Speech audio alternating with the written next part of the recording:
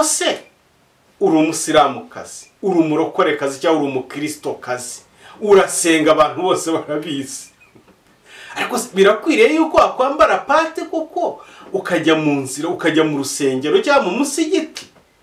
Birakwiriye yuko wakwambara kora igaragaza imiterere y'umubiri wawe, ubwo ndavuga umubiri w'ibanga.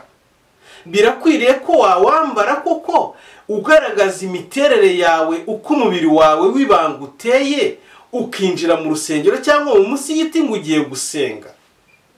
Ntabwo bikwiriye rwose, ntabwo bikubahisha. None umuntu akavuga ati ko usomye Korani yonyine Bibiliya yibivugaho iki? Naho ndajyayo. Timoteyo wa mbere igice cyo cya 2 ku murongo wa 9 inyandiko iratubwira iti ngo kandi n'abagore nuko ndashaka ko bambara imyambaro ikwiriye.